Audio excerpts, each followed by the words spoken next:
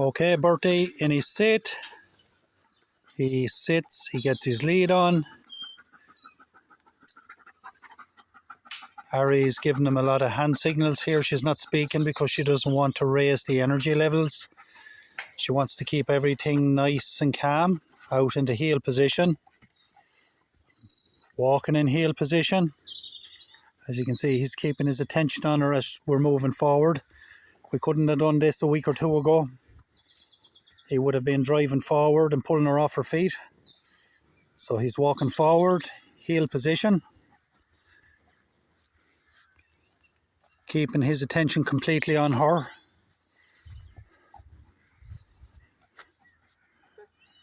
Into a sit on first command. He sat.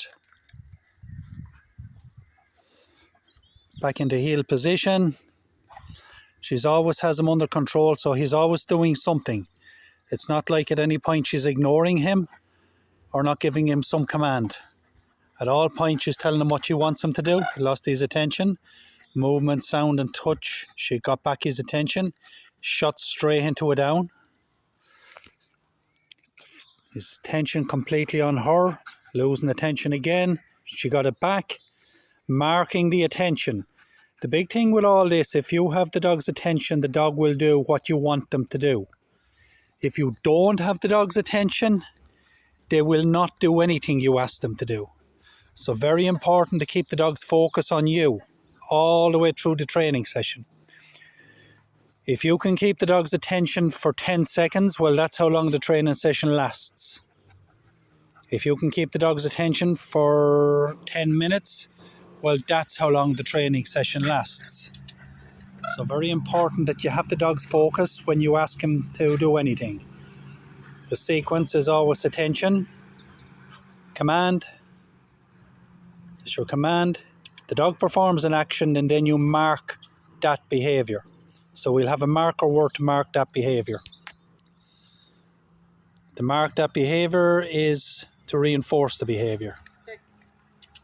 Where people go wrong is they give negative attention to the dog. So the dog does something they don't want him to do and they mark that behaviour.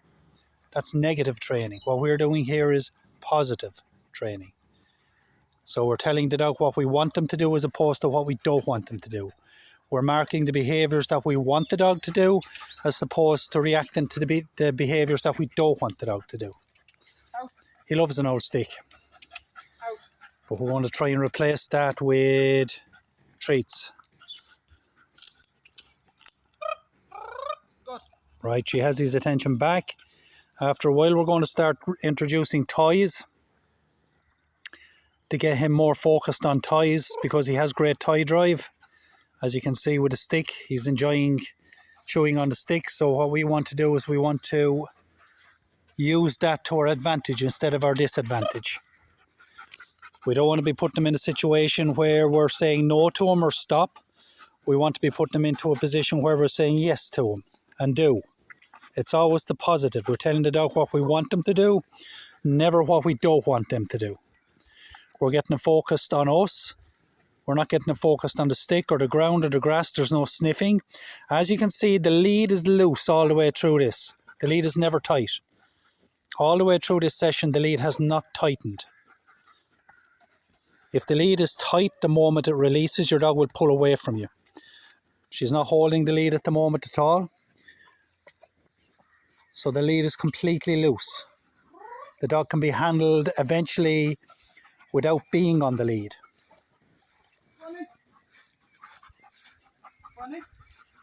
Oh boy. And back in. Sit. Sit. Stay. Good lad. Good lad. Hey. Well done, Bertie. Nice one. Good job.